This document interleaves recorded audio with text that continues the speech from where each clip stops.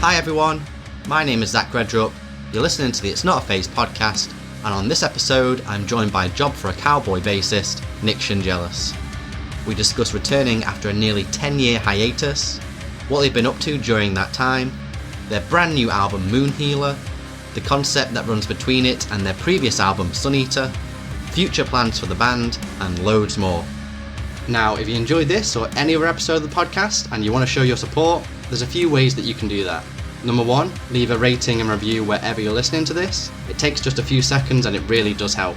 Number two, share this on your social media, whether that be Instagram, Twitter, Facebook, wherever. Or number three, if you want to go the extra mile, you can pay a little bit each month to join the Patreon, and in return you'll get access to episodes early along with some other perks, or you can pick up some merch from the store. All the links to that and the podcast socials where you can follow us can be found at itsnotaphase.co.uk. That's itsnotaphase.co.uk. And now with all that out of the way, let's jump right into this week's episode of It's Not a Phase. What's up everybody? Thank you for joining me on this episode of It's Not a Phase, where I'm joined by Shindzielos of Job For A Cowboy. How's it going, man? Not too bad. How you doing, brother?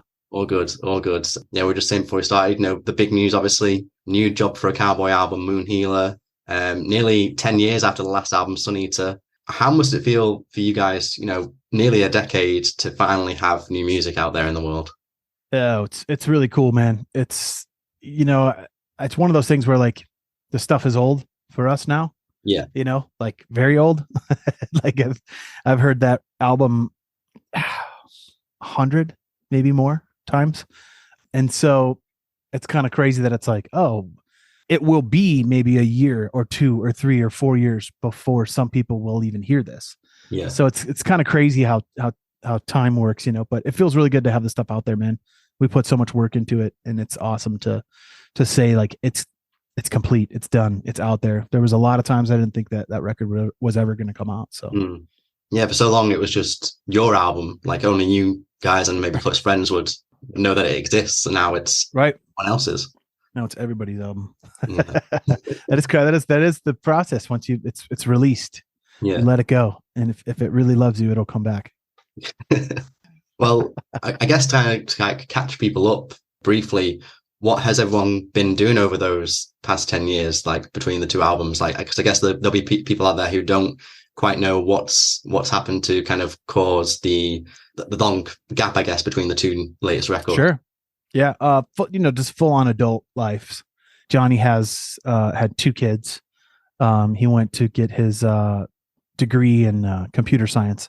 So he does a lot of automation, AI stuff. Tony went to medical school in Ireland, and he's like a research physician for a university. Al was like a correctional officer for a really long time, and then now he's working in the court system. And then I, played a bunch of other bands. I still never left any of the bands I've joined. Well, Havoc I left for a while, but I'm kind of back playing live with them again and doing some recording too. But so yeah, that's kind of the synopsis, is just regular adult life happened. So everyone's kind of gone into all these kind of different lanes of employment and adult life, but no one went and got a job as a cowboy, which is... I know. I mean, how cool would that have been? That's what Johnny had to leave the band to go do. He's like, by day and night, you are a cowboy. I got to do this. He's like, I just got to do it. I got to fulfill the prophecy. Well, you said you've been listening to this album yourself for several years. I think you've said in another interview, some of the original demo versions of these songs even date back as far as like 2016, 2015. Is that right? Yeah, I think I seriously have one of them from 2014. Wow. Yeah, so a long time. And then it was like 2018 that we were like, let's get in the studio and record. Actually, 2017, I remember being like, having 8, 9, 10 songs and being like, let's book, let's get in the studio. And then it was like, oh, they're not ready yet, or trying to get Tony in to record, or figure out who's going to drum on it and all that stuff. And then it was like every 6 and be like, oh, it looks like it's not going. No, we're gonna have to push it back. And that just kept happening for 5 years. Yeah. The lockdowns didn't help, obviously. Didn't help anyone. No. Yeah, I know. I will say I have a lot of friends that did really well by like basically reinventing themselves, because whatever their previous profession was before they couldn't do it anymore. So they had to reinvent themselves and are wildly successful as a result of it. So in some aspects, I think that, you could say that, man, for some people, it might've been the best thing that ever happened to them, which is a weird thing to say because, globally it sucked. Yeah. Yeah, I think that was kind of the thing that we really realized that it was going to happen. Like once Naveen did drums, I was like, okay, all right, now there's, finalized drum tracks, but that was 2020. And then it was like, took forever to get the guitars recorded because of the lockdowns and the quarantine time. So Tony couldn't come to the States. He's in med school. So he's like, okay, I can come. I get, 2 weeks I can take off, which is just enough maybe to record the guitars. Yeah. Probably not. But then it was, then when he would come home, he'd have to quarantine for 10 days. And he's like, I can't do 30. I can't do 30 days off. Isn't it? He's like, I just can't. The quarantine kind of ruined it, the ability for it to happen. So then he had to record it himself. And so that took, a couple years, year and a half. And then I did bass in July of 2022. And then I kind of expected Johnny to be right in there doing vocals right after me. And that like, oh shit. All right, we'll have the recording wrapped up and maybe even the mixing by, fall of 22. And then Johnny didn't get down to Florida till New Year's Eve 22 going into 23. And that's when he recorded the vocals like all through New Year's Eve and New Year's Day. And then we finished the mixing and the mastering, which we took a long ass time in like February. I think the record was done a year ago. And then you're like, okay, so we're playing Blue Ridge Rock Fest. So let's drop the record in like that week, Yeah. And then it's like, oh yeah, well, vinyl takes 9 months to press now. So yeah, and that doesn't really work out. We've got some other stuff around that time. So, Metal Blade's like February 24. We were like, fuck. Okay. But here it is. Now February 24 is fucking gone. Yeah. Basically every single speed bump that could have got in your way. Basically. Yeah, exactly. A lot of universal resistance to it coming out. But I think that happens anytime you're, there's this book called The War of Art, an inverse of The Art of War. And it's really cool. And this author kind of talks about like resistance as like a force in the universe. That's like, so there's an equal and opposite, or for every action, there's an equal and opposite reaction, right? And so like for anybody trying to birth something creatively into the world, there's an equal amount of resistance stopping that from happening. So like I've experienced this so many times in my life where like, my drummer, Greg Williams, and I, from my very first band, Aid Matter, we would be jamming, and this kind of would always happen to us where like everything's great and all my stuff before he comes over, we start getting into it. We're like, oh yes, all right, let's record this. And then like the computer will crash and you lose all this like shit like that. You're like, how does the timing, it's like live, your cable shits out 20 seconds before you go on stage. All good for all the sound check and the whole whatever, but the big show, the cable shits out. And you're just like, you just kind of got to roll with the punches, and just keep fighting that resistance to push. Sometimes that's all you can do, man. Right, man. Yep. 100%. Do you think like if you listen back to those kind of older versions of the songs, how different do you think this album would have sounded if it came about a bit quicker? Like maybe, I don't know, it came about in 2017, 2018 when. Sure. Yeah. Great question. It wouldn't have been as good. It wouldn't have. And that's part of like the everything happens for a reason thing, is it definitely would not have been as a refined, it was like making a 12-year aged whiskey or something, it's like, we needed all that time to go back through and be like, you know what, after, 3 years of having it this way, like this riff and this riff don't really go together. This riff needs to be 5 beats per minute faster, or we need a little like tail on that to make it go into the next part better. So it wouldn't have been as refined. Probably still would have been a good record, but I think like the level of care that went into making sure that the entire record flows, regardless of how not jerky, but we tried to not do that, but regardless of how like left turn out of nowhere things will go, that there's tracks to take you there. There's no missing links in the railroad where you're like like that refinement process, I think was highly due to the amount of time that we took to make the record. Yeah. So do you think you had like, if we kind of like zone in that a bit more, was it a luxury then, do you think, to not have these like deadlines that you would normally have on a record cycle, like 2 years? Or do you think there was times where, because you didn't have a deadline and you could do all these tweaks and revisions as much as you wanted, that maybe on certain songs or certain bits, maybe you zoned in too much on them, you've kind of hyper focused on them a little too much? Yeah, I mean, I think that's a really good point as well. There's this whole trope that like a record's never done, it's never finished, it's just turned in. And that's very true. And I think that like eventually we needed the pressure from the label, like eventually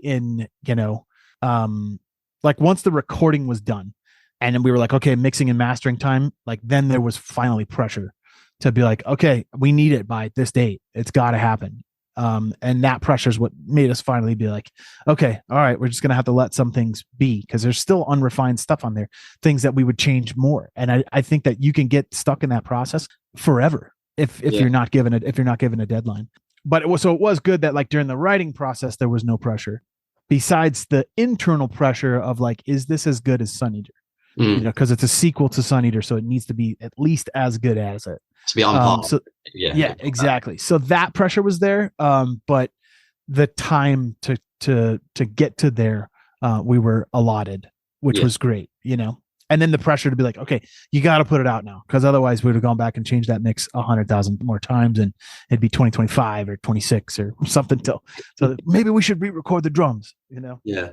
Well, with like 10 years of kind of chipping away at this album, I imagine there was quite a lot of stuff that, was kind of just left on the cutting room floor. Like it just didn't get past certain stages. Oh, yeah. There's 5 songs that didn't get used. And then some of my favorite shit actually didn't make it because of the time. There was this piece I was working on.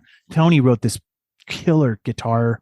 It's almost like a little classic, neoclassical, bluesy thing. I don't know how to describe it. The guitar piece that he wrote, it was about 1.5 minutes long, and I wrote a bass line to it, very similar to the Son of Nihility feel, and then I started adding all this cool sounds to it and built this whole thing up. And then we didn't have time to do it in down at Jason's. We ran out of time. Even adding an extra 3 days for me to record bass, we still were like, you're gonna have to record that on your own. And there were still some things on the record, like little fixes that I had to make, that I recorded myself at home afterwards and then sent it to Jason. But this piece around the mixing mastering time, we were just like, we don't have time to do it. We won't make the deadline. So, but that'll be what the next record starts with. So It's all good. So it's not wasted. It's just reserved for the next installment. Yeah. Yep. And I'll now get to go and refine it 1 billion times. Yeah, and you'll probably be proud that you did that, like waited on it. Like we were talking, you mentioned before, like the resistance thing, things happen for a reason. Now you can make this the way you want it to be, and fitting in with whatever the next record might be. Exactly. Well, I start to really think about like what should it lead into. So even because I really love it, I thought it was the coolest thing on the whole record. Would have been the coolest thing on the whole record. And but there was a thing, it's like, where does this go? We originally were going to start the record with it, but then we knew that we wanted Beyond the Chemical Doorway to open this record, and it's got that long intro thing. So that wouldn't make sense to have this piece at the beginning and then go into another thing. So then we were like, well, maybe it should go in the middle of the record. And that actually probably would have worked really well there. But now we can really be like, okay, this is definitely starting the next record out. So what's the first song on the new record, because it should flow perfectly out of this. So it'll be fun. We're really excited about it, man. We're like way stoked on starting to write new stuff and sending each other stuff already. So it's cool. That's cool. Well, yeah, we mentioned before we kind of started the podcast proper that 10 years away from kind of the scene as a band, I guess. Did you have apprehensions of, this is Job For A Cowboy, 10 years older from the last record? What should Job For A Cowboy 10 years later sound like? What's its place in the scene? What is going to be kind of the reception? I guess you kind of like tested the waters when you teased that you were back to making new music. Right. I guess you never really know until there's actually new music out there. Right. Yeah. I think we knew what we wanted the sound to be, for sure. Just like we know we have a real strong idea of where we want to go next. This one was like definitely going to be a sequel to Sun Eater. So we knew that we wanted all those elements of it. And so we tried to keep as much of it the same as far as like the cooking process as possible. But so I think that knowing that helped us a lot, because, and that's also what this is like, we don't really care what, Sun Eater came out the way it did, as opposed to Demonocracy and Gloom. And at least from my perspective, that's when I joined in. Yeah. Sun Eater was us being like, we don't care what anybody thinks we should sound like, or any perceptions of what people are going to like this record or not. That was us making something we wanted to make, and knowing it beforehand and knowing all the things that we wanted to do on the record. So that was the same process for Moon Healer. We knew that we were going to just take Sun Eater and like push everything, expand everything. So make the moodier parts moodier, make the, the techier parts techier, heavier parts heavier, more dynamic, crazier bass, all that stuff, crazier drums, push the vocal stuff. There's so many amazing vocalists in death metal now where it's, Johnny had to really kind of, step his game up and do different stuff. So, and that's what it'll be for the next one too. Like, I think it'll be something where if you want to come along for the ride, if fans want to come along for the ride, hell yeah. But we're going to go regardless of what anybody else thinks, Yeah. I guess would part of that be that in a way Sun Eater was, I guess, unfinished business, because when you did that album, you didn't really push it out the conventional route. Like you mentioned before, like you were doing some of the press like away, you didn't properly tour that record. Right. So I guess the fact that you've done like an expansion on the concept that was in Sun Eater. Sure. And then you've just ran with it a bit further on this next, on Moon Healer. Yeah. And that, that's a big question. It's like that summarizes it pretty well. But I think the big question for us right now is like, are we going to go one more? Is it a trilogy? Or are they complete? In some aspects, I'm like yin and yang, sun, moon. It's kind of complete, But at the same time, I don't know. The sun and the moon are both a part of life on Earth, so maybe there's something there. I don't know. That makes sense. But yeah, it's kind of like an extension, kind of like a sequel conceptually from Sun Eater, kind of like a sister album, I guess you could call it. Would you mind kind of briefly explaining the kind of foundation of this concept that is going across the two records and how they kind of connect? Sure. Yeah. So they really kind of connect. Basically, it's the same universe. It's the same character that it's based loosely off of a real life friend of ours who kind of has this insane life trajectory. And we wanted to continue the story of the character from more of the third person view of them, even though a lot of the lyrics are first person and Sun Eater. We wanted to really dive as deep as we could into the mind of this person. And so Moon Healer is like a first person experience of like going as far down the rabbit holes that they did in Sun Eater, and to push it as far as we could. So a lot of research. Johnny did a ton of research.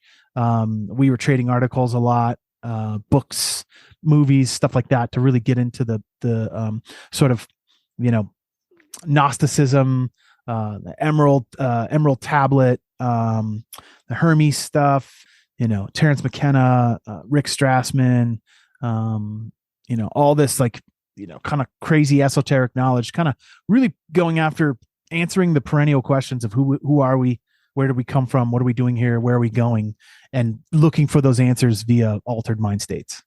Yeah, I like taking these like psychedelia, hallucinogenic drugs to kind of assist you in trying to find this like higher being, whether that be internally or externally, I suppose. Yep, that's it, man. Yeah. Yep. Yeah. And maybe going too far and not being able to get back. Yeah. Or not, you don't know. It's open in the lyrics. Like it's really, I love that we did that kind of opaque lyric writing to where you don't know exactly what happened to this character at the end. The forever rot, it kind of tells you, but it also doesn't, because it's like, is he inside of that trip still? Is he really dead? Is he in the, the bardos of the Tibetan Book of the Dead? You don't really know. And that's where, maybe it's still open to continue it onto another record, or it could be dead and it's over. Yeah. Well, that's all to interpretation, right? You don't want to make it too transparent, because I guess sometimes in lyrics that kind of can dilute what the actual message is. If it's so clear what it's about, then there's very little room for interpretation of it being anything else. I agree. Yeah. And I sometimes this has happened in my life before. Obviously, I think a lot of people have had this where maybe it's a song you grew up listening to for 20 or 30 years or something, and you never really opened up the lyrics and knew what they were. So you had your own version of the lyrics in your head. And then you take that dive and you go and you look, and all of a sudden you're like, oh, that's okay. That's not as cool as, Yeah. and now the song is meaning is forever changed Yeah. to me. And so I like that. It's like, keep that open a little bit, like Maynard's lyrics too. It's like, what is that song about? It's like, make your own connection to it. It'll mean more to you. Did you have to do quite a lot of research then, you and Johnny, in terms of kind of working into this concept, making it as kind of genuine and seamless in terms of how it's transitioned from Sun Eater into this one? Because you'd want to make sure there's no like loose ends or disconnects between the two. Sure. Yeah. I mean, I've always been fascinated with that material. I co-directed the first two videos and acted in the first one and a little bit in the second. Oh no, I acted in the second one too. Forgot about that. But in the first video, the characters, surrounded by all these books, all this crazy esoteric, hallucinogenic stuff. And those are all my books. We only had to buy like one or two of those books. So right. Like I've been in this stuff for a very long time. And so we did spend a lot of time researching stuff and sending each other stuff to try to make it as authentic as possible, Did you have to do like, I don't know if you watch It's Always Sunny, but yeah. Like, oh yeah. The mind maps of like Pepe Sylvia, where it's like, this connects to this, so we can kind of like make these connections in this one song to lead into this other song. And this is where this kind of concept happens in this song and what we can talk about in terms of portraying that. Because I guess what's going to be hard, I know obviously you contribute to the conceptual lyrics, but it's trying to describe what's almost undescribable. Right. True. Yeah. I mean, I think that it's one of those things where all that stuff is so subjective. It's so open to interpretation. Everybody's experiences, like can one person, take, ayahuasca or even LSD or something and be able to accurately describe the feeling to somebody, or what's it like to take it? Be like, you can't ever describe it fully any more than you can like very easily explain to somebody what the color red looks like. Yeah. You know what I mean? It's like, it's so personal. It's a subjective experience. And so I think that that's kind of represented lyrically in the album and stuff too, as well. That all of this stuff, some people could find the answers that they're looking for via this experimentation and have it be one of the most healthy things that's ever happened to them in their lives. Somebody else could do it and end up, with permanent psychosis. I think the odds of that are lower than the media would have you believe, but it could happen via the history of, predisposition for, psychosis or dementia or something in your family, or, schizophrenia or something. You could, so it's very, very subjective and dangerous and vulnerable and all these different things. And I think that's kind of what we tried to emulate on the musically on the record, Yeah. I think what's worked really well is the cover artwork for Moon Healer as well. Like that's just kind of psychedelic and kind of somewhat dark, but somewhat kind of colorful as well. Oh yeah, exactly. Who did you work with to put that artwork together and kind of represent the album's themes and sure, it's music as well in visual form? Right. Yeah. So that was Tony Cole, same guy who did Sun Eater. Right. We knew we wanted to go back to him. He has a lot of other work that's really up this alley. He's really, really good at that stuff. And so we knew we wanted to go with him, and he just crushed it, dude. Like he did such a great job. It really fits the music. And we had that art finished before the music was finished. So I had that artwork when I was in the studio recording. So it kind of in some ways like influenced the music. Oh, okay. Usually it's the way around, isn't it? Like you'll give the music as like reference points, like based off of this. Right. And represent this. Yep. Visually. Exactly. Forward. Yep. Totally, dude. That's cool. Yeah. Hell yeah, man. In terms of like instrumentation, how did you go about trying to represent these ideas and themes in the music? Because you kind of mentioned it before, like it's kind of like a roller coaster. You want to be unexpected, but you don't want to go so far that you kind of throw them out of the right. Exactly. I think that Sukoff was really good to work with as always, because his ear for melody is so unique, and that he would we'd play these parts. We knew we kind of wanted to have these ethereal, atmospheric, but not necessarily evil, but like maybe malevolent sounding parts. And so he would just be like, go down one fret, you know, and I'm like, not that one, go up 1 fret. Yeah, that one. And we're like, whoa, that's so weird. That's it, you know? So he played a big part into that. And then like, you know, you just kind of develop the feel for it as it goes. And Tony's a wizard with his guitar writing and stuff. So a lot of it's just based off of, you know, the modes and scales and stuff that he was writing in. Just sort of presents this sort of it's almost dissonance, but not quite. You know what I mean? Yeah. Well, you mentioned before, you know, that, well, I guess people are just excited that after 10 years, Job for a Cowboy is back. You've got this new album out, which is going down really, really well. And I guess people want to know what at least is the plan for the future of Job for a Cowboy. So, I mean, are there any tour dates, you know, in the pipeline? And, you know, you mentioned before you're already working on new music. Are we going to have another 10 year wait until the next one? So I'm really, really trying to, you know, get the guys to understand. And I think they do, but like this process isn't complete until people get to hear this stuff live, you know, maybe not the whole record, although I would love doing that. But so trying to get the guys to agree to do some shows.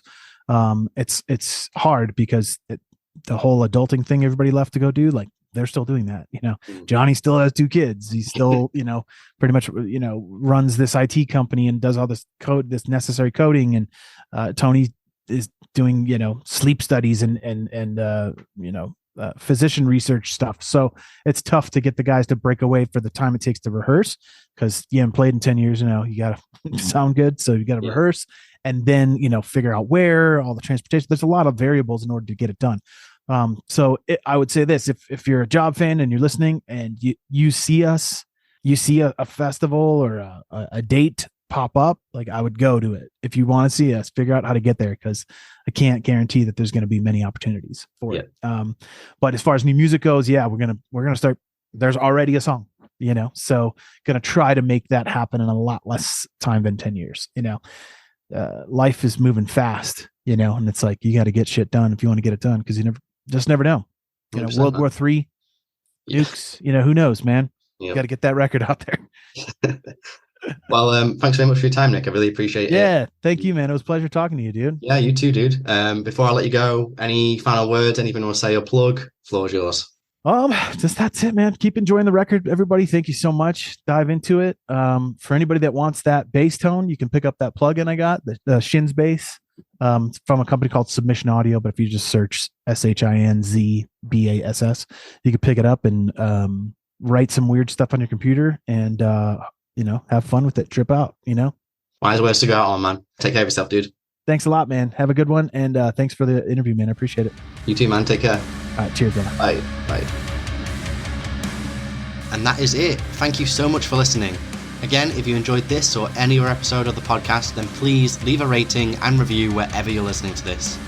If you want to support the podcast further, you can go and give it a follow on social media, pick up something from the merch store, or subscribe to the Patreon to get early access to episodes. All the links can be found at itsnotaphase.co.uk. That's itsnotaphase.co.uk. Thanks again, hopefully catch you on the next one, and remember, it's not a phase, it's a lifestyle.